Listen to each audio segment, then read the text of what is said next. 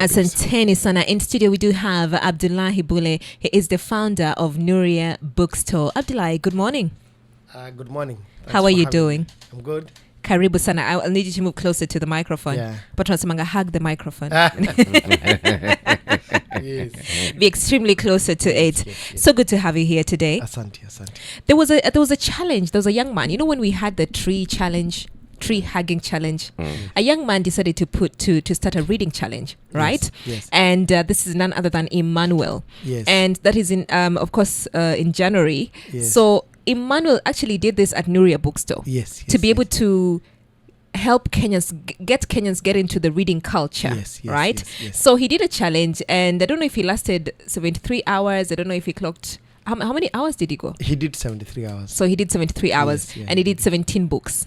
Yes, for 3 days. Those are 3 days, yeah. For 3 days. Yes. So each day he did around 6 books, close to 6 books. Uh-huh. So he was just having a total break of 2 hours per day. Yes. So he was sleeping at the shop or resting at the shop. Yes, and then he was going maybe for his just short breaks. Yes. So he did it for 73 hours He- non-stop, except for his breaks, which were a total of 2 hours per day. Yes. Yeah. And you see, one would say it's actually a good cause. How would you describe our reading culture? Our reading culture is improving, and Mhm. it's really, really, really good. Yeah. And there are many players who are contributing to that. Yes. And one of them is us. The other players in the market who are doing the same thing, Yeah. promoting Kenyan books and also promoting literacy Mm-hmm. across Kenya. So yes, of course, Nairobi dominates the market when it comes to reading. Yes. But there are other markets who are also waking up, including Mombasa. There's Kisumu, also Eldoret. Mhm. It's also coming up. Yeah. Machakos is speaking as well. So there are many, I think, areas that are also catching up when it comes to reading culture. Yeah. So as a country, we're improving. Compared to a couple of years ago, Mhm. things have changed.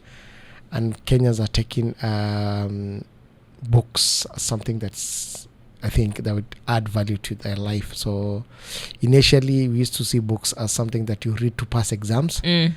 But now it's something that adds value to your life. So besides, reading for exams. Yeah. So, it's something that is picking. It's not easy. Yeah. I think we are the third when it comes to reading of books in Africa, after South Africa and Nigeria. We are the third. Yes, yeah. Oh, we are doing well. Yeah, we are. We are number 3. Yes. And of course, Good, Nigeria good. is because of the population, Yes. over 200 million. Yeah, that's huge. So sisi bado hatujazana vizuri. Yes. Tuko Tunafaa- around 55 up. Yes. Tuko to the Tunafaa- right. Tuko tu sawa. Hapana. Out of 200 million tuko sawa na 55, Hapa penye a quarter. tukiona trajectory ya Singapore tuko Yeah. So tunafaa to manage. yes. But anyway, why books? I'm an ex-banker. Yeah. I've worked in the banking industry for 8.5 years. Yeah. So I was involved in other businesses as well. Biashara kadhaa zote zimedunda ama zimeanguka. Yeah. And books, when I was doing my masters, nikiwa mdogo nilikuwa sikuwa napenda vile. Yeah. But I used to also as well love books. But nikifanya masters ndio sasa that the kind of non-academic kind of reading books started or coming back to my system or my life. Yeah. So that is now when I started reading books. And I used to read maybe 1 or 2 nikianza. That's 2013, 2014. Yeah. Moja mbili tatu hivyo. And then while I was doing my masters now, we used to be given books to read because I was doing strategic management. So the teachers or the lecturer used to tell us, try this book, you need to read these books in marketing, this book on sales, these books on management, these books on strategy. Yeah. And those was books outside now academic space. So because of that, now I started now falling for books. Yeah. So I started now buying books and reading. And at that time I took what I call business sabbatical. So from 2009 when I was in campus, nilikuwa kwa biashara tu. I graduated 2010 August. So I was in and off. I used to have a shop in Isli. I used to sell spare parts online. I used to sell car stereos, mavitu mingi tu huko Nairobi. So all of them, they were not doing well. And I got employed as an intern in 2009. Kabla hata sijamaliza shule, university. Yeah. And then I got fully employed when I graduated as 2010 August. Yeah. So all those other businesses ilikuwa zimefail. So in 2014, 2015, nikachukua break from kwa biashara. Yeah. So when I started taking a break, that's when now I started falling for books. So nimeanza kusoma vitabu vingi sana. So I would read maybe 3 to 4 books every month. Yeah. Sometimes 5 books. So kitabu nilikuwa naenda now where I used to work, and my colleagues used to borrow books from me. Sasa kitabu iko aje, let me just have a look at it. So I did that for like a year now. Then and one of my colleagues who used to be my desk mate kaniambia, kwani unatupatia vitabu bure? So I need to charge them. So yeye alikuwa ameniambia fungua biashara, but why can't you charge us? So you would read and then just give it to them. Exactly. Yes. Because people wants to know what you're reading. Exactly. Why you reading. Yeah. Unipatie kitabu, if they like it, wasome page chapter moja hivi and they like the book, they will borrow it. So they used to borrow it. Actually, I am the one who influenced my boss then, who was a lady, to become an avid reader. She reads. So my boss now reads a lot. Yeah. So up to today, she appreciates that. So wow, pia nime influence. So all my colleagues who are closer to me, nime influence in reading, into the reading culture. Yeah.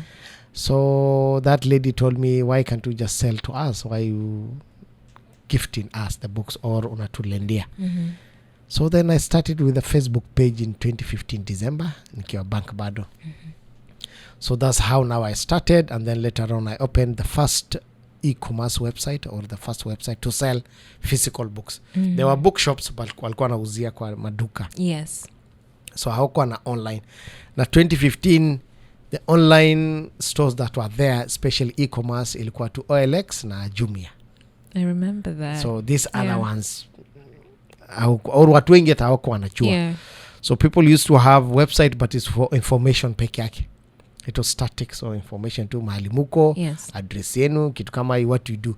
So haikuwa ya kununua. It wasn't for buy and sell.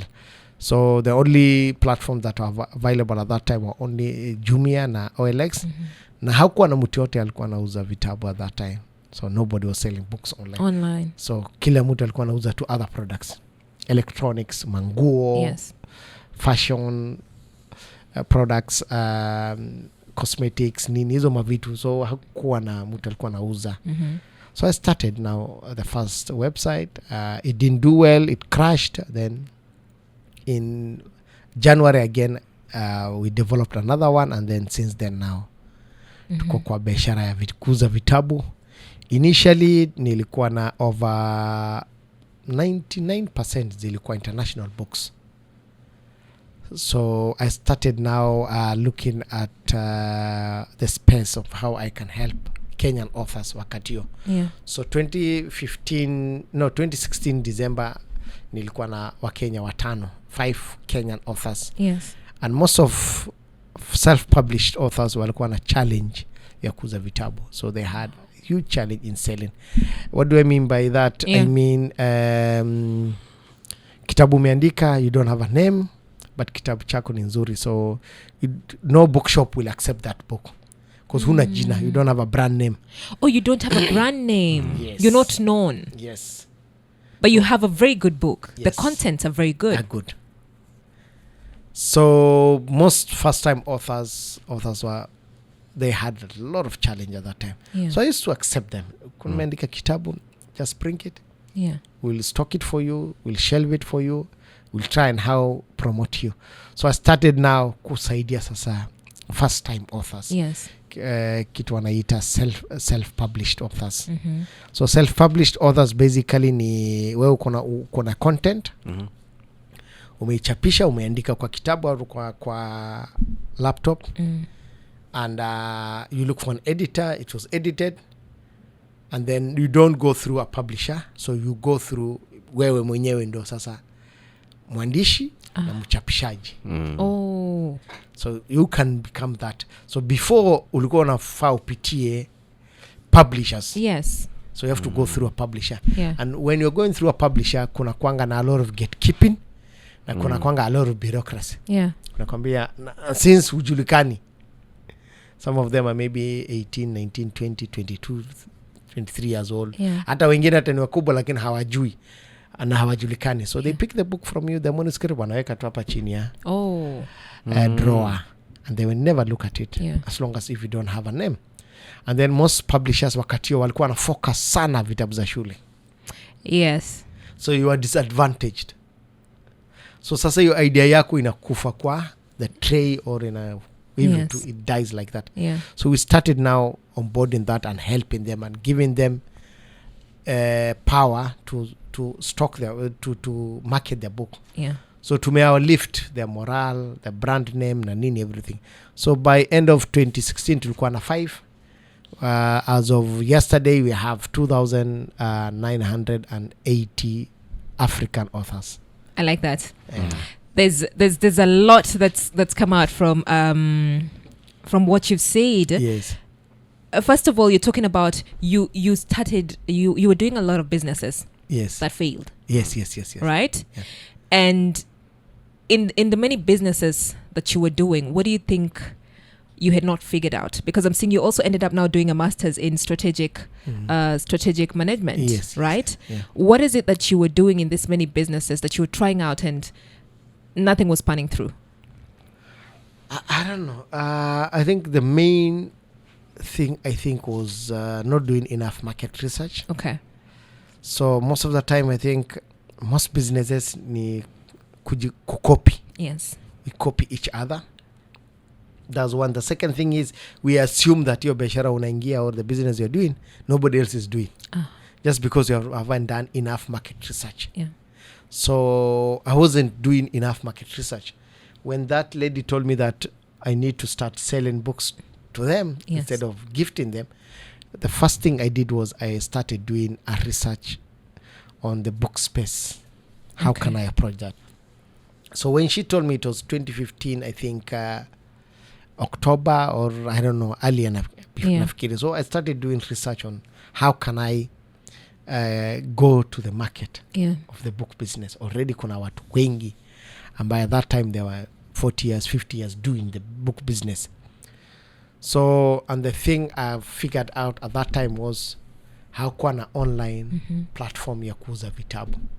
That's how I started as an online bookstore. Yes. Online means here, kwa watu wengi wana convince. Online doesn't mean that I'm selling e-books or online books. So here I mean it's a platform, inauza physical books, but lakini ina display vitabu online. And then unaweza purchase or unaweza call. Yes. That's how I started it. So and at that time hakuwa na mtu yote alikuwa anauza books kwa mtandao. Okay. At this point, were you pursuing your masters as well? Yes. No, I've finished. Or you already finished your masters? So I started my masters 2011, finished in 2013. Yes. So at that time I finished. And all other businesses, still I was running some other business that failed. So I took a break from business between 2014 to 2015. Okay. That's when I started reading books.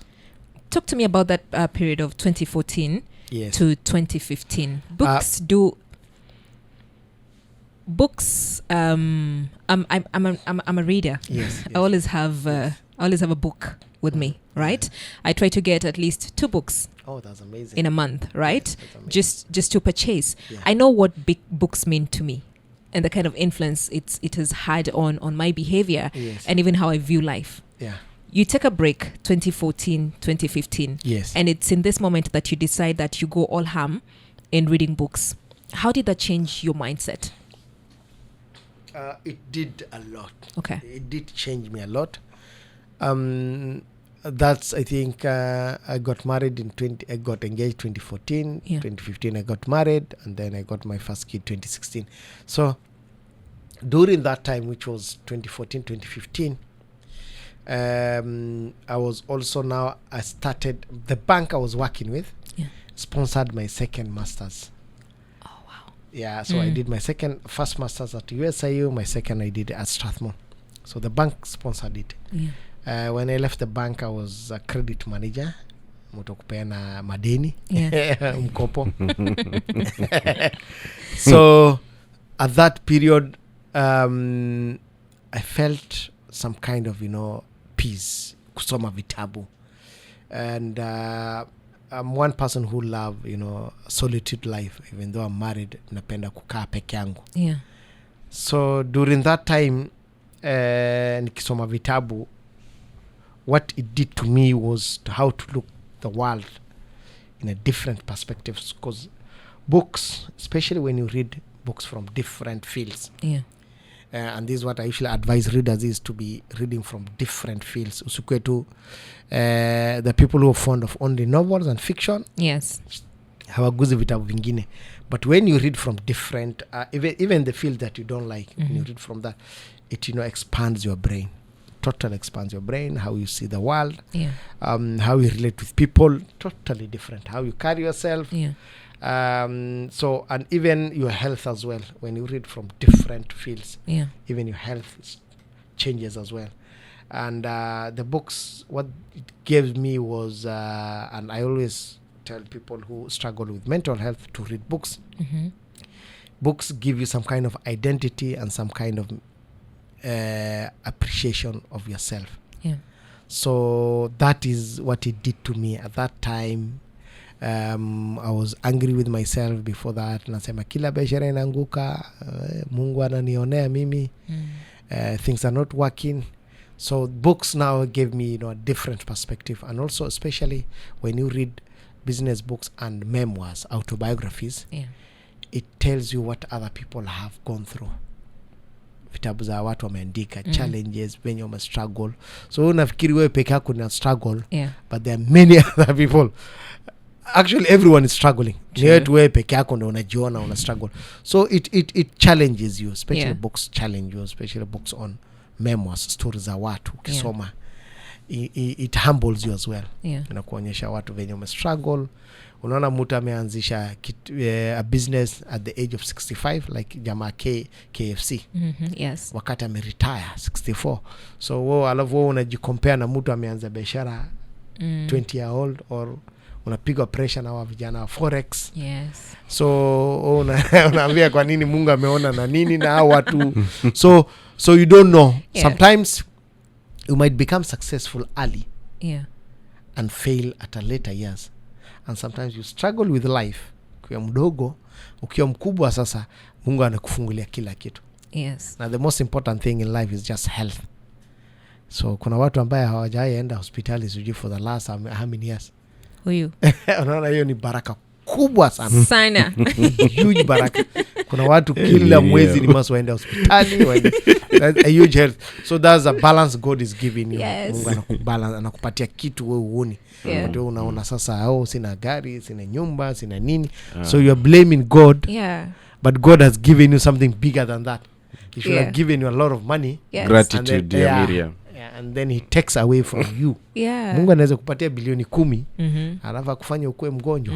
Spend the entire money. So sometimes waiting for God's time is very, very important. Struggle, do your part, leave the rest to God. Do your part, leave the rest to God.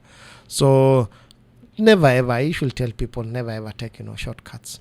Shortcuts will cut your life short. Haraka sana, mbio sana. So that's why everyone, there's a reason why you are on this planet. Just run your journey. Kimbia tu yako. The only thing that's needed from you is hard work. Just put in the work. So when I say hard work is I mean read, observe. There's a reason God Mungu ametupatia macho mbili, masikio mbili, mapua, 2 nostrils and 1 mouth and 1 brain and 1 heart. Yeah. So you have to coordinate all of them. You have to use them. Kichwa unatumia kuangalia how things work, weigh. And the most powerful thing God gave us over other animals ni our brain, the thinking brain. And most people don't use it. A lot of us don't use it. Why don't we use? Because we're too lazy thinkers. So unatumia kichwa mtu mwingine. And by doing that, you are sinning against God when you use other person's brain. There's a reason why God gave you. Because on this planet Earth, I don't know how true it is, but they say that for us to be made, there were 4 billion sperms that were competing against to fertilize the egg. And then that already ushashinda hiyo.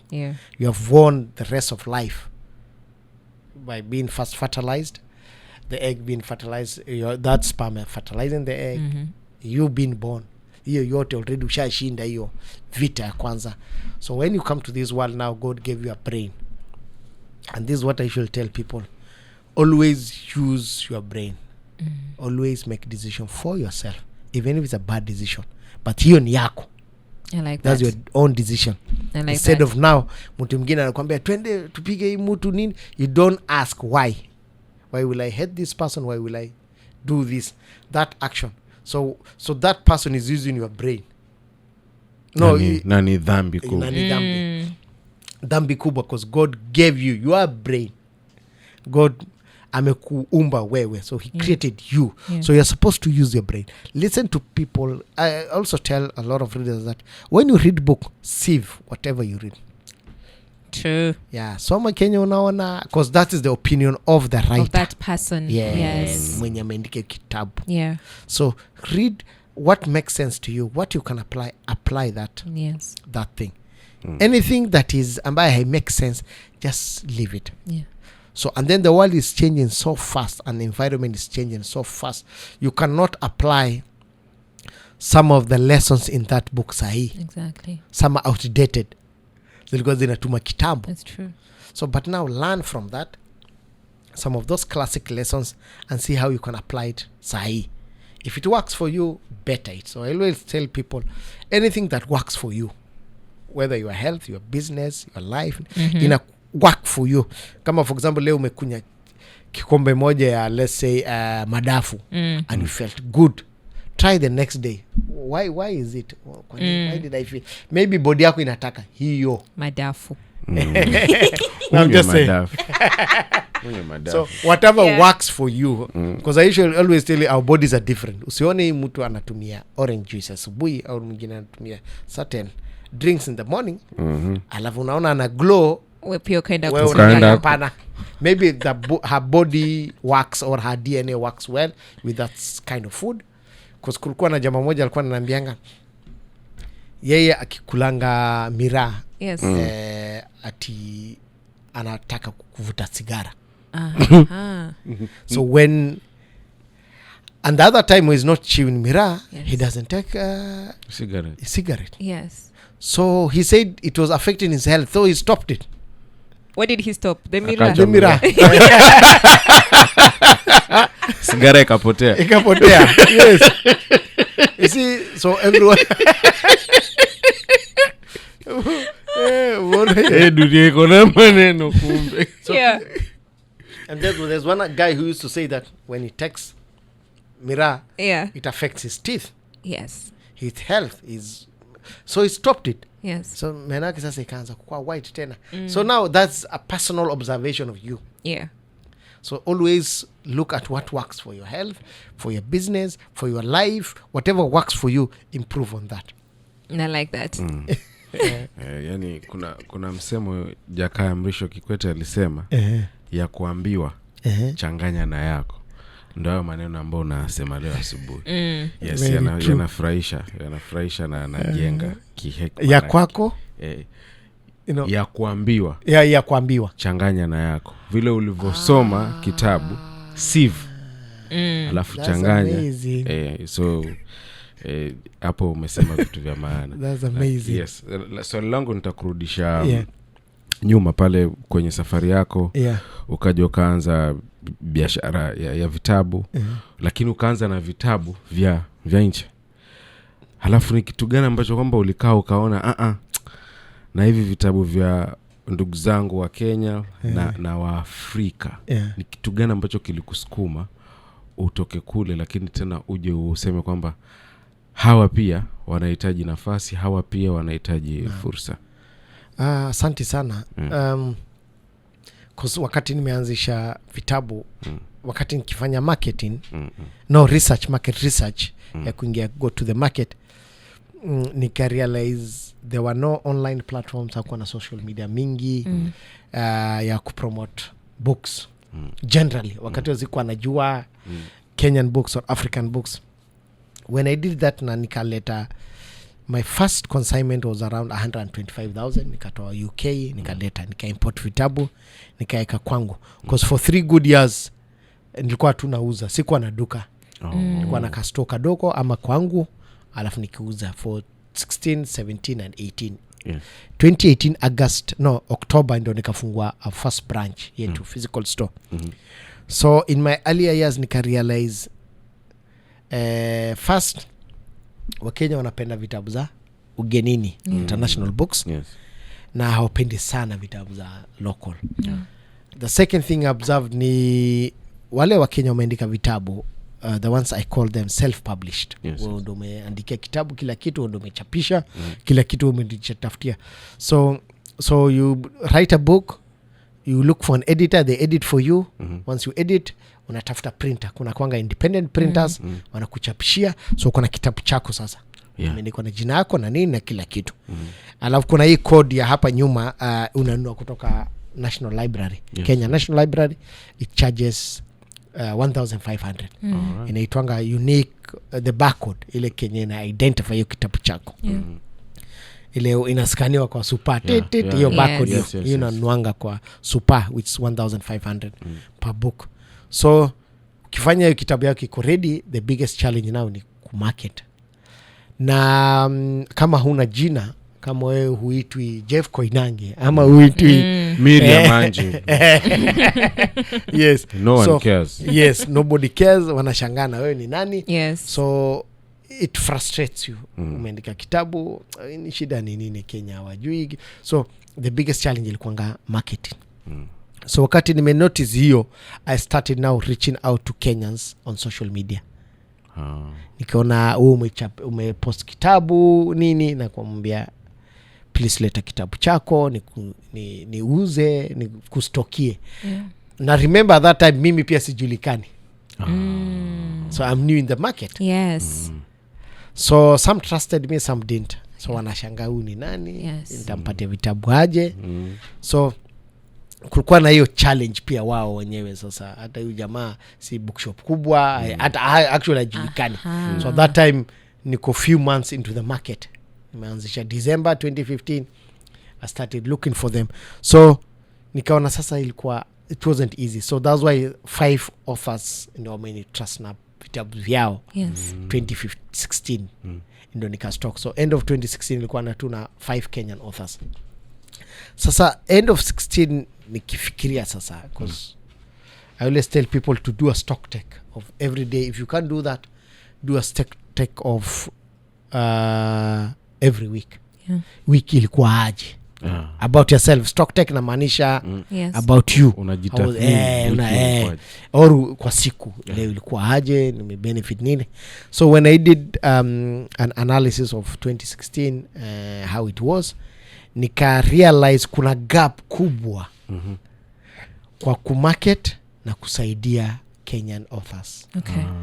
So biashara yangu ya kwanza ilikuwa inaitwa The Honest Store, Nuria The Honest Store. I will tell you the reason why. And then later on I call it the home of Kenyan books. And then saina jita the home of African books. So The Honest Store umetoka nilikuwa na uza spare parts kwa OLX. Na OLX ilikuwa platform for buyers na sellers. Wao ilikuwa marketing platform ya kuunganisha tu. Wao kazi yao walikuwa wanataka traffic. So theirs was to, wewe kuna bidhaa, kuna mtu anahitaji hiyo, unauzia hapa ya online. I think they started 2013 nafikiri, ama 2012 ama 2013. So the reason why it failed was now inaitwa Gigi. I think Gigi bought it. Yes. Why it failed ilikuwa because of that watu kulagaiana. That's why unaonanga wa Kenya wengi outside Nairobi wakisikia mtu Nairobi anauzia kitu anafikiria are you genuine? If they don't know you wanakuambia hapana, wacha mimi nione alafu ndo nalipa. Sasa wewe hizi tuma mtu akiwa Eldoret kitu unajua hata yeye anaweza kugonga. So the mistress came, wewe unasema nauza hii simu, unaweka simu kwa mtandao. Unaweka namba yako, unamwambia mtu alipe deposit ama alipe 50k ama whatever amount it is. Ukituma una withdraw pesa, unatupa hiyo SIM card. So online imeleta a lot of fraud, especially ile hakuwa na like OLX, because hakuwa na mtu ana verify muuzaji, the seller.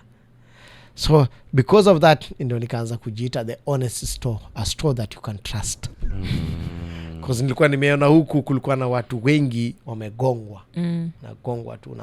Since nilikuwa nauza online na sikuwa na physical place, initially nikajiita an honest store ambayo unaweza trust.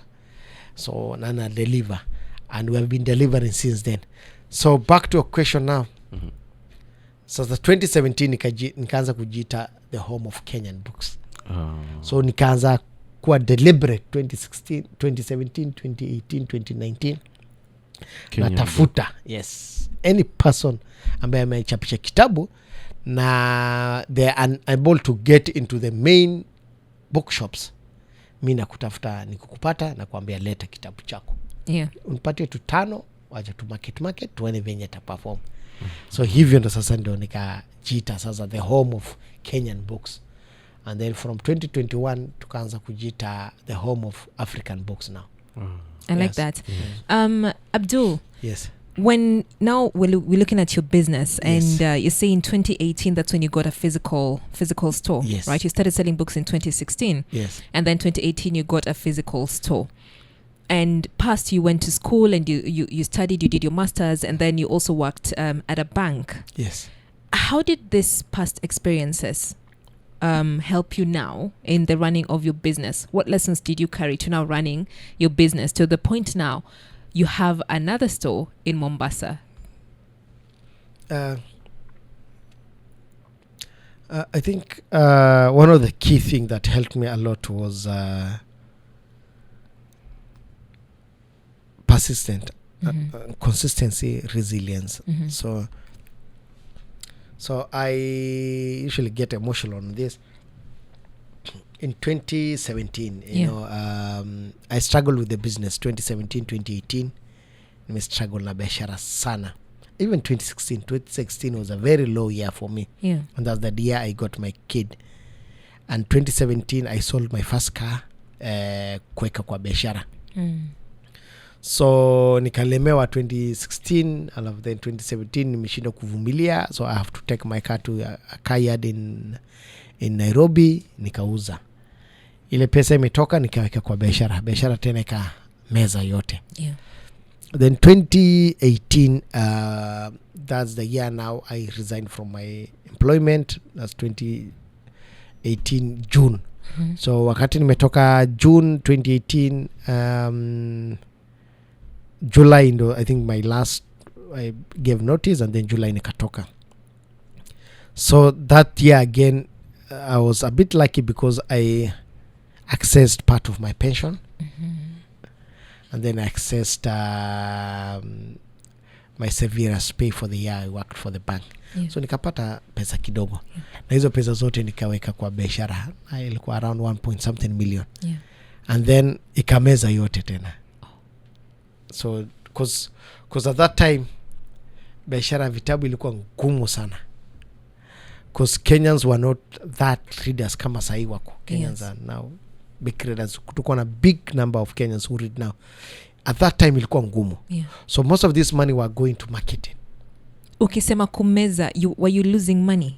namaanisha I'm putting into business, I'm not getting something You're not getting something in return. in return in terms of Yes.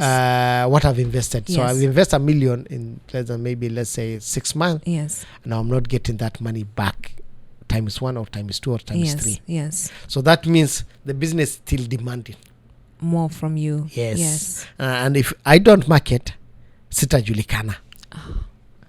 So I have to keep on marketing it.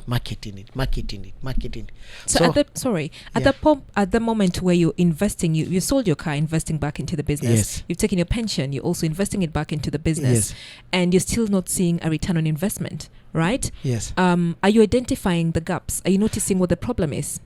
Yes. What was it? The biggest problem at that time was Kenyans were not readers. And that's why in 2019 I started applying for employment. I wanted to go back to employment. Because 2016, 17, 18, 2016 I had my first employee, who was working for me. Yes. Nikamwandika kazi, and I was paying from my pocket 16, 17 and 18 ile mshahara yangu ya bank, so I was paying him from my pocket. Yeah. So 2018 amepata job, so he left me. That's when I now resigned from employment. I said, because ile option ilikuwa nao ni either I continue with banking, I look for another person, I train them aniranie biashara, ama ni resign niende mi ni run, ama nifunge biashara. So either I close it, I focus on my banking industry, ni career yonele na huko, ama nifunge biashara, ama nitafute mtu mwingine ya kuajiri. So that person works for me, and that person I have to look for them and train them. Yes. So it won't be easy. So that gentleman told me that mi nimepata kazi in a month, so mi naacha, so ujue hivyo, because he never saw the what vision. Is it? The feature in that in that business. Na alikuwa mdogo pia, he was just fresh from university, ameshikilia tu mpaka apate kazi. Yes. So, and at that time biashara ya vitabu, up to today it's not easy running a book business. So it was demanding a lot, because you have to market it. Because sahi at that time I don't think kama kulikuwa na TikTok imekuja juzi nafikiria. So watu wengi walikuwa na focus on electronics and beauty products. Na manguo za watoto, manguo nini. So it was hiyo fashion ilikuwa big, and electronics was big. So book watu walikuwa hata wanacheka na wewe. The first place I opened ilikuwa kwa stalls. I was in between maduka za manguo na mavitu zingine. And they used to laugh at me. Unasema huyu jamaa cheesy, huyu anauza vitabu katikati yetu, what is it? How will he survive? Yes. So, and I survived. So because walikuwa wanashangaa ni nguo hapa kuna shoe, mwingine anauza jazzy hapa, mwingine anauza music, mavitu za musics. So it was weird. I was the only person who was selling books in that store yote. Yes. So watu walikuwa wanashangaa, and I left employment. My father, my elder brother, what they were against it when I left employment, because nikitoka benki nilikuwa na earn 322,000 as my salary. So they used to wonder, why are you crazy? Kuna mtoto mdogo. At that time I think around 2 years. So ilikuwa tough years. The earlier years were very, very tough. That's why I should tell people, if you're taking risk, take risk while you're young, and take risk while you're single. Once you're married, the challenges are different. Having a kid in your house is stressful for men. So it's not easy. So I tell people that kama unaanzisha biashara, you have to really think. In this country, when you're starting a business, unless you come from a wealthy family, unless you have a fallback. So 2019 I started applying for employment, nikashindwa, nikakoza. So now 2018, that's when you quit your job. Yes.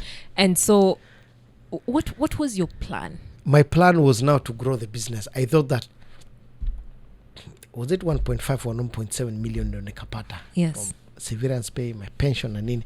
So I thought inua haraka. Yes. So I think the business was still dry. Okay. Ilikuwa inataka maji mingi. Yeah. Ilikuwa inataka kulea sasa. Kama miti. So it needed more. By the time it grows, ilikuwa na branches, nini, kupatia shade. So ilikuwa na demand bado. I tell people business like a small kid. Umezaa. So ni masu unyonyeshe, umnulie kitu, umbalishe pampers, nini, Yes. peleke shule, nini. By the time mtoto hii anakuwa kivyake ni 18 years old, 19, 20. That's business for you. Unless wewe ni mtu wa shortcut. Yeah. Unless wewe unapata pesa zingine, unapata tenders za government na nini. This other business take ages to grow. know. It's never easy. It's never easy. So I usually wonder people ambaye biashara ni pick in 1-2 years. Mi na shanganga 3-4 years. I don't know. I don't know other sectors, but businesses that pick easily, I don't know what is behind those businesses. So what happens in 2019? 2019 nikaanza ku apply biashara. Okay. No. Sending my CV. Yes. So I started updating my CV. Nikaanza kutafuta job, send it to my friends, to my colleagues, nini. It was hard. Yeah. It was hard. I couldn't find one. I applied to several banks. It wasn't easy. I struggled it. So at that time nilikuwa na shamba. So I had a mortgage as well. Kwa bank nilikuwa na mortgage. So I started now putting my land for sale. Yeah. Nikaanza ku market sasa. Nikaweka for sale sign, nikatafuta. Nikamwambia huwezi uza hivi. So look for brokers. So I look for land brokers in Nairobi. Nikapata jama moja, and he partnered with another broker. They started marketing it. Because unajua kila mtu anajua kazi yake. Yes. What took me the whole of 2019, nilikuwa nataka nauza land yangu the whole of 2019. Nimeshindwa. Yes. It took them 2-3 months. Wakauza. So kila mtu anajua kazi yake. Kila mtu Yes. iko na kila mahali iko na watu wake. Yes. Usiende tu uende uingilie tu kazi za watu wengine. Yes. I give it to one guy looked for another broker. They partnered it. In 3 months they sold it. Yeah. Luckily it was 1 month before COVID. Mimi nikawapatia I think December or November. Nikamwambia ndio hii katazi za copy za title deed yangu. Yes. Mnitafutie mtu. Yes. So they looked for someone November, I think is it November, December. Yes. January, Feb wakapata mtu, tukaanza kuandikishana nini. So I had land that was mortgaged to the bank. So luckily it was a valued land in South Sea. Nikauza, nikalipa deni yangu ya bank. So ile kitu ngine ilikuwa na that was eating me a lot. 2018. Yeah. Baada ya kuacha kazi ilikuwa loans za bank. Ilikuwa na mkopo. Yes. So your loan pia kila mwezi ni must nilipe. You have to pay. Yes. So na sina kuna income. Yes, I don't have salary. Ile 322,000 haiko. Haiko. So sasa that is also it was eating now the money I got from them ilikuwa inakula bank. So first quarter of 2019 bank walikuwa wananisumbua. Hujalipa loan yako iko hivi, umelipa lakini umelipa nusu, hujalipa the entire installment. Yeah. So I was having that challenge as well ya bank pia. Yeah. So wakini harass kidogo. And you know banks, they don't care whether you work there or not. Deni ni kulipa. These are your people now. Yes. Yes. There's some even who are not even picking my calls because I was calling them for some other reasons, but walikuwa nafikiri naomba pesa ama nataka kitu from them. Yes. So that what happens. Binadamu wakati hana faida na wewe hataki kukuona. Yeah. So that's why always you just work hard on yourself. You put your things together by yourself. You take care of your health. You take care of your family. So you put yourself first. So the key thing in life is just putting yourself first. Because sometimes hawa watu wengine pia si kwa ubaya, pengine wao pia kuna shida zao. Yes. They can't carry you. I like that. Yeah. We are speaking to Abdullahi Bulle. He's the founder of Nuria Bookstore. And Abdul, we could listen to you. Yeah, for Yani, I'm listening to this story now on a roller coaster and on a resilience as well. When we get back now, I want you to talk to us about the breakthrough. Abdul, Yes. talk to me about the breakthrough. The breakthrough came during COVID. Yes. Because COVID was a blessing to most booksellers. Because many Kenyans or many, I think, the whole world was in a lockdown. And people are at home. Yes. And you couldn't mingle with, other people. So what were you doing? So you were at home, either watching Netflix or reading a book. Yeah. So the reading culture was revived in most part of this world by COVID. Yes. So people at home, so people wanted to read something or you want to buy something for your kids. So Kenyans and the rest of the world were at home buying books. Yes. And then we deliver them to their homes. So that really helped them. And a month before COVID, I was lucky I sold my property, cleared my debt, and then put that money, whatever remained from that, into the business. What was your family's reaction? Because every single time you're throwing money into the business, you're throwing money into the business and there's no ROI. How was your family reacting to all this? I think they didn't have any option. Yes. But just to support me, because sometimes when I make a decision, it's just I go with it, whether it works or not. Yeah.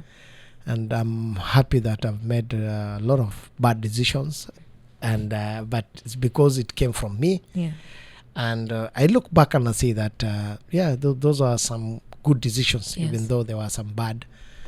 So I put, because the other option was to close it. So the two options that were there was I make sure this business works, because the other businesses failed. So the other thing that's holding me back is I will not now be discouraged by what happened before. The other businesses mefunga. Yeah. But this one must work. So back in my mind was it must work. Yeah. And the option I had was it's either it works or it fails. And when it fails, nikasema sitaanza biashara zingine, nitafunga, nitakuwa tu in the banking industry or nitawork to forever. Niachane na hii mambo ya biashara. So that's why I was putting into it. So, and I used to get angry with even friends or family when they tell me that I must stop. So you are crazy, umechizi, uoni kitu ngine, you only see the business. So and most of them, they used to tell me that there's something wrong with you, maybe. Maybe tu kuna kitu tu kichwa yako, something wrong. But later on they realize now, few years down the line, that I was right. But most of the time, at that time, it's very difficult. It's very difficult to run. So some nights I used to go without even eating, just because of stress. Some nights nilikuwa naamuka tu in the middle of the night, sijui hata what is waking me up. The middle of the night now, jikuta tu saa 8, saa 9, I'm awake. I don't know why I'm awake. And most of the times, because of all my system was about biashara. I used to think about it. Nikiwa natembea nini, thinking about sales. How can I improve it? How can I do this? What will I do this? Sales leo iko chini.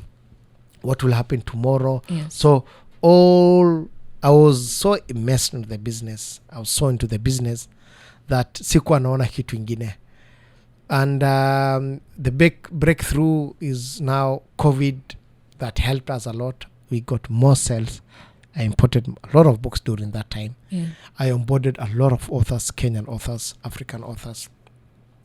And then 2021 also, ikaenda sasa mzuri. Still into COVID, but it wasn't bad, which was good. Except 2022, wakati sasa election imeingia kidogo, imenyamaza. But since then now, ilikuwa mzuri. One thing that I haven't suggested or talked about to you guys is about pitched my biashara to 9 investors. You did. Yes, I did, to 9 investors, and they all said no. From 2016. Let's talk about that. Yes. Let's talk about so that. 2016 to 2021, I stopped 2021. The last one I did was 2021. Was it the first quarter? I think so. And most of the time, the challenge was, first, they couldn't see the future of book business in Kenya. The other thing was the readership. How kwa wanaona kama kuna watu wasomi, yes. Yeah. So they couldn't see a lot of Kenyans are readers. Or it will take ages by the time you convince many Kenyans to read. So when go walikuwa na look at how quick will I get my investment. Yeah. So the first year I was looking for 5 million. And the last 2021, when I went last pitch I did, I was looking for 50 million. So all of them walikuwa wanaangalia how quick will I get my return. In 2016, yes, and now you're going to 2021, and you're saying the breakthrough was in 2020. Yes, right? Yes. And at least you're able to tell an investor that this is the return that this business is making. Yes. And still, nobody wanted to put their money in the business. Yes. Now, there are many times we have a lot of business. We'll have a lot of conversations with entrepreneurs. Yes. Right? And when you pitch to this person and they don't see the dream, they don't see the vision, they don't believe in it, right? And you've also talked about your family and friends saying, leave it alone. Yes. There's an element of resilience and there's an element of push. This has to happen. Yes. And not so many people have that. Because when somebody shows that, I do not believe in this, I've pitched the first one, I've done 9 pitches, and they've all said, no. Family pia wanasema, achana nayo. For a person who's listening and they're in that space where you were at that moment when you're setting up a business and you're struggling and it's like all the doors are shut. Yes. What would you tell them? I don't know. Everything I think boils to you as the person. Yeah. How resilient are you? Because it will break you. Businesses will break you. Yeah. So do you want to continue? Because one thing I relied on myself besides God.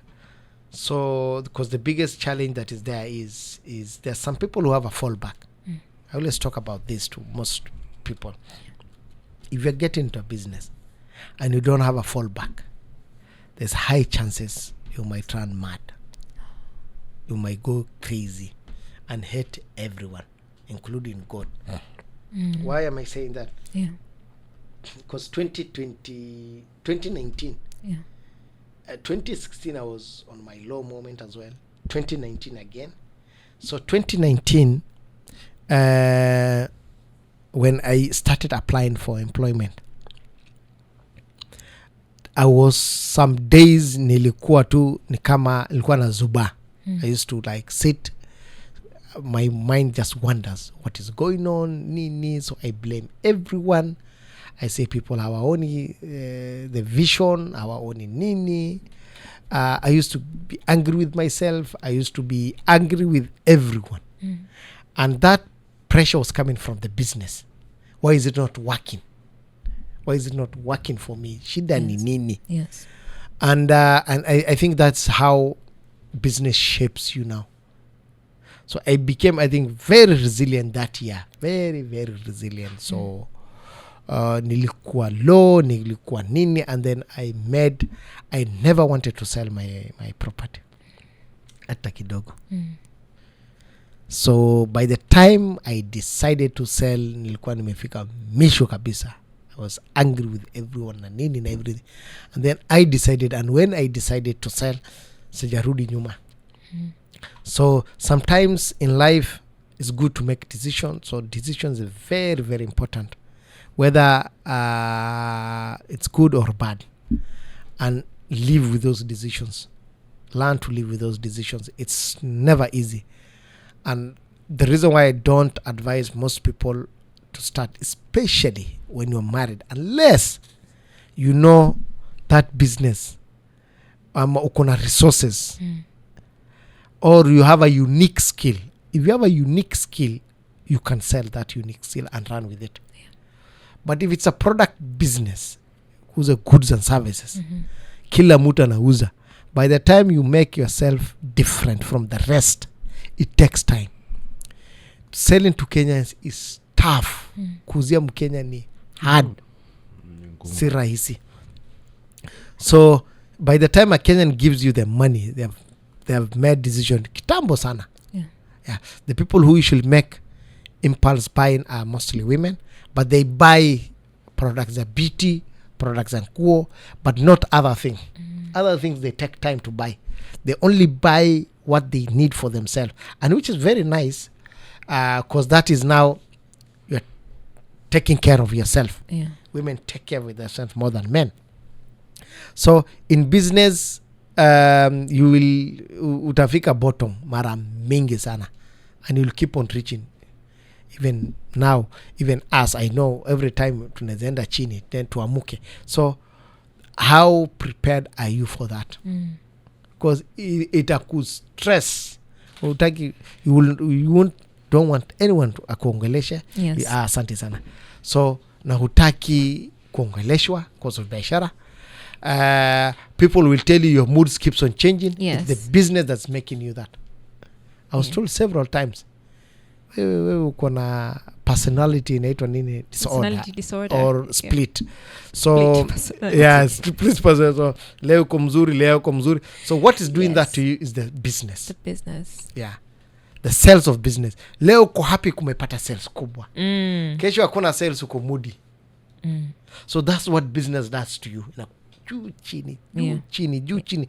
So I realized that. So other people didn't realize. I mentioned to them the sales. Yeah. So some of my colleagues used to ask me, oh, leo uko chini kabisa. Nikamwambia, you know why niko chini? And they immediately understand it. Because especially iko chini. Because most small businesses, the biggest challenge they have is sales. The second biggest challenge they have is they think about the what is it called? The cost of running that biashara. The cost of running biashara in Kenya is high. Like now in Mombasa, Mombasa is expensive. Yeah. Very expensive. Yeah. Nimeweka signboard kidogo hapa. Not that long. Hapa. I paid 20,000. Oh. Kumbe hata imeshuka. It's not big. In Nairobi, I used to pay for that half of that signboard for 4-5. Yes. Anabahati. Here it's 20,000. Yes. Ilikuwa 60. It used to be 60,000. It's very small. Very small. I don't know why. So Nairobi, and then the cost of running the electricity is high hapa. Here I'm paying over 20,000 per month electricity. Shop kadogo. Nairobi nalipa 6,000. Oh. I don't know. Electricity cost, is it because of the AC? Because I have AC na fan. I don't know why is that expensive. I even asked my landlord, why is this? What's going on? What is going on? Because I thought that running cost ya Nairobi iko juu kushinda, but the electricity cost in Nairobi iko juu kushinda. How? I don't know. Is it because we are on AC or fan? Sijajua. I'm yet to understand that. That could be. That could be one of the factors. Your AC na fan. Wachana nayo. So that could be because that is another cost. I've seen it. Yes. The other thing I've observed in Mombasa is how like you guys work from saa 4 na saa 5 ndo. Yes. Sasa ndo tumechangamka. Tumechangamka. Yani hapa ukija Mombasa uje saa 1 haupati mahali pa kujisaidia hii town mpaka saa 2:30. Why? So, what are you learning about that? Like, what's that teaching you? Because you've come from it's Nairobi. It's totally different from what you see here. And now, of course, you've opened another store. You've said it's 1 year in. Yes, 7 months. 7 months. 6, 7, yeah. Yes, 6, 7 months in. Yeah. First of all, you said you were a bit skeptical about opening a store here. Yeah. Why? And 7 months in, Unaona nini? No, it's picky now. Yes. And which is very nice. Yes. No, one of the, there are many perceptions, and perceptions shape environments. True. Watu wanasemanga watu wa Mombasa ni watu lazy, especially us from Nairobi. So we always see coastal people as people, who live in the house. So hakuna haja kuhustle. Anasema wanaishi kwao. Our mentality ni mtu anaishi kwake, so why will he hustle? Yes. But lakini when you are in Nairobi, we all came to Nairobi. Yeah. Unajua Nairobi si ya CM2. yes. But Shamba la mawe. Shamba la mawe. But other places belong to communities. Yeah. If you come to coastal area, coastal belongs to coastal communities. Yeah. If you go to northeastern, belongs to that community. If you go to western, Nyanza, but Nairobi ni ya nani? Yes. Haina mtu. So we all came to do what there? Yeah. To hustle. So most of us, we don't own property there. Kama sahi I come from Wajir. If I go Wajir, silipi rent because ni kwetu. Yeah. So by default that environment can make you a bit relaxed. Because una stress ya rent. Una stress ya chakula. Community tu unaenda tu kwa jirani. Unachukua embe. So food and shelter is not inaitwa nini? Something you work for when you are back home. But when you are in the city, you work for everything. Wakati niko nyumbani, sifikiri about transport, natembea. You can even walk for 15 minutes, 2-3 kilometers. Hata ujui, umetembea, piga tu story, unakana hawa. So that's how... It's a mentality, yes. So we thought that the coastal community are lazy. It's not they're lazy. Yes. It's they're in their home. Yeah. That's why hawananga haraka, because that is their home. It's a city, but it's their home. Yeah. It's the second city, but now it belongs to people who live there. Because mtu anaishi juu, anashuka tu chini, akona maduka kidogo. He pays, he gets some few money from that, 3,000. Yeah, anarudi juu, analala. Ni kwake. Ni kwake. That is his home. So, when you tell him work hard, anashangaa. So how is that? So that is how, Mombasa was shaped. Yes. Or came into being. And that's what mentality is. Because uko Nairobi, you think other people are lazy. It's not lazy. Those people are okay because what do we work for? We work for food, shelter and clothing. Kwani tuna hustlingi? Kwani tunaamka asubuhi? So umeadjustaje when it comes to your business now to the region? Have you had to adjust your business to the region? My mentality actually changed of how I used to see coastal people. Yes. And always good. And actually, a lot of Nairobians are nowadays coming to Mombasa. Some running Airbnbs or kuna biashara zao nini. And it's opening up their mind and seeing that how other people live and how you can adjust according to the environment. Yes. Even the lady that's working for me is from Mombasa. Yes. I never bought someone from Nairobi or nini. So I said I'll give it to a local person. Let's run with it. It's cheaper and easier for her to run it. So what I'm learning is from Mombasa is that the people who are here are just the same as people who are in Nairobi. It's only that our perception, we thought that. And then Mombasa is becoming a hub of a business now after Nairobi. Why am I saying that? COVID killed a lot of biashara in Mombasa. It affected many transport business in Mombasa, kushinda other towns. Yeah. And it almost, I think, finished Mombasa yote. Sahi Mombasa imeamuka because of kuna ma restaurants mingi, there are a lot of real estate imeamuka. So now the town is growing now. Ilikuwa Nyali, sahi inaenda hivi nimeona. It's going to Bamburi. So sooner or later you'll see Mombasa yote imeshikana. And many Kenyans now are investing, or non-coastarians are investing in coast. Yeah.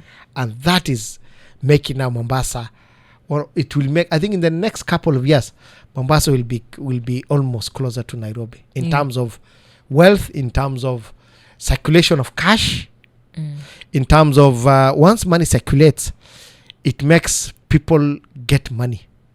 So more money will be in people's pockets. A lot of people's money in people's pockets because kuna circulation. Yeah. So now a lot of investors outside Mombasa are investing in Mombasa because they're seeing potential, because zamani ilikuwa tuna avoid, we used to avoid it. So I'm seeing more businesses opening, especially branches in Nairobi, in Mombasa. And by doing that, we'll be employing more locals. Those locals will be now using that money now to transact or use it. So circulation of cash itaenda juu.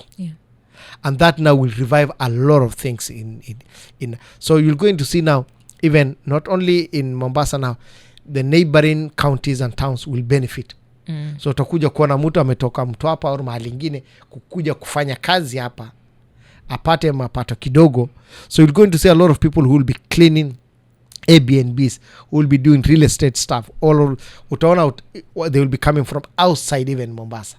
Okay. So to make money. So what I'm seeing is a city, I think, that will going to compete with Nairobi very soon. Very, very soon. Simbali hata.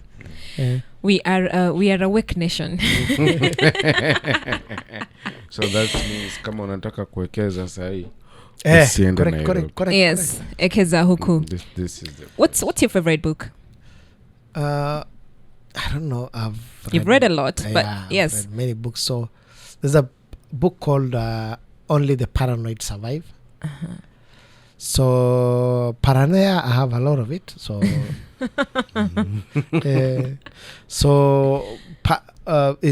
I think kupiga hesabu ni mzuri sana. Weighing things from different options. So yeah, it's good to make bad decisions sometimes, but also it's good to weigh all the options. And that comes with kufanya research ni muhimu sana. And like just now what I was explaining about Mombasa, how I observed it, that's part of my observation. Observation is part of research. Unaangalia watu wanakaa haje, so that you don't judge someone based on what you were told. So maybe huyu jamani mbaya ni just that person told you, pengine uko na beef kati yao, but now you have to look for yourself and observe it. So being paranoia is good, is being making an informed decision. Sometimes you have to look things from different angle. Huwezi danganywa haraka, because if you are not paranoid person, then unaweza danganywa easily. Unaweza fuata watu, unaweza ambia hapa kuna kakitu twendeni. Let me tell a story. Wakati nilikuwa naishi Isli, so it's safe. I lived in Isli from 2005 mpaka 2015. So sorry. So at that time, wezi, what they used to do, especially at night, saa 3 saa 4 hivi, wanagonga mahali, wana create noise. Unashangaa ni nini kelele, watu 4 5 6 wamekuja. You go there now. Once you go there, they come and rob you, because you followed the noise. Or kuna mtu ambaye ameanguka ni, you don't know. So sometimes take a step back and look. So that's one of the tactics they used to use to steal from people. One of them wanaweza kaa ameanguka chini ama nini, amefanya nini, kumbe the target is you. You come there, wanakupora, wanakushika ni. So I've seen a lot of people just going with the wave. Unaona tu watu wanaenda hivi, watu wameinvest kwa quail business, unaenda kwa unajipata uko peke yako. So wewe ujui. So by the time you are getting in, already watu washatoka ama watu washafaidika. So most of the time kwa na hiyo shaka, hii kitu inaenda aje, hii kitu iko aje. Mtu anakuambia kuna land hapa inauzwa hivi, saa hii utapata na 100k by next month or after 2 months it will be ita appreciate by 300k. Wewe ngoje hiyo 3 months first uone if it will appreciate or it's true. So sometimes it's good to be paranoid in many things and look at them from different angles, so that you're not lied to. And the people who most of the time lie to us know what they're doing. And politicians are number one. Politicians know that. They know that the masses can be easily lied to. That's why every time election ikikaribia, they divide us along tribe. They divide us along region, along this. Yeah. All the time. Yeah. And that's the only way you can vote for me. Yeah. So you're not looking at your problems. Una suffer, huna kazi, huna maji, you are suffering. You overlook all those things. So unaenda unapigia mtu wako kura, kabila yako or mtu wako. That's how we are light. That's why earlier said use your brain. So most of the time you use that other pardon spray. Nasema ni kweli huyu ni mtu wetu, huyu ni damu wetu, huyu ni mtu wetu. And then after that you suffer again, and that guy will go and enrich himself. So most of the time that book helps you now to look things in broader perspective, not only also on business, in also other things. So sometimes it's good to hesitate. Investment is good. So unless you have enough research or information about that. Like now there's what is called intelligence or what's called information. Kuna watu wana invest in stocks. Yes. Wananuanga mingi. There are some who are accurate. Wanajua hii nitabai sahi na ita appreciate kesho. That person has intelligence, has insider information. Wewe hauna. But ulikuwa unafaa invest jana, wewe una invest leo ama kesho. Already market sha move. Even that's what's happening now in the global market. Wanajua Trump ata make a decision and will move the market. Some people will buy stocks or invest in certain things knowing that kuna mtu indani ya Trump administration amepatia information. So most people think that they've made good decision. No, that person made an informed decision by someone else. Amelipa kitu kidogo akampatia intel. So that is now how people act. So that's why I usually tell people, don't go with the wave. By the time you're going with the wave, you're too late. Uko late. The coal business kuna watu wametengeneza pesa. But by the time they were sharing the information, it was so late that the place was already saturated. Na hiyo imeisha. Pengine kulikuwa na supply moja na mbili ndio alikuwa anataka tu kubai hizo mavitu at that time. Yes. So sometimes that's what happens. Kulikuwa na wakati ingine watu walikuwa na invest in greenhouses in Nairobi. Na watu wengi they've lost money. I was even considering hata mimi huko Kitengela sijui watu walikuwa na invest. Wanakuambia wewe unaleta 250,000. Hii ni land plus hiyo. Utapata cucumbers, utapata sijui every 6 months uko na hiyo. A lot of people lost money. And you remember even Churchill used to show it on his show. So many people. So that's what happens sometimes. So sometimes it's good kupiga hesabu. So I usually tell people that always improve on what works for you. Angalia ile kenye it's working for you. Improve on that. Unakumbuka kulikuwa na wakati wengine watu walikuwa kila mtu alikuwa na M-Pesa agent. So it's useless to run an M-Pesa agent. I had an M-Pesa agent, I discontinued it. Sometimes unaweza transact over $1 million in 1 month. Alafu Safaricom inakupatia 5,000 as a commission. Haikuwa ina make sense. Haikuwa ina make sense. So who is making M-Pesa agents money are the main dealers. Hawa tudogo they're not making anything. Hakuna kitu anafanya pesa. So that is now you have to analyze. Sometimes look at the business. If that business is not giving you good cash compared to your efforts, just leave it. Sorry. So just leave it. So paranoid, I like that. Paranoid is good to be paranoid. It's good to be kukua na shaka. What's the name of the book again? Only the paranoid survive. Only the paranoid survive. Wait.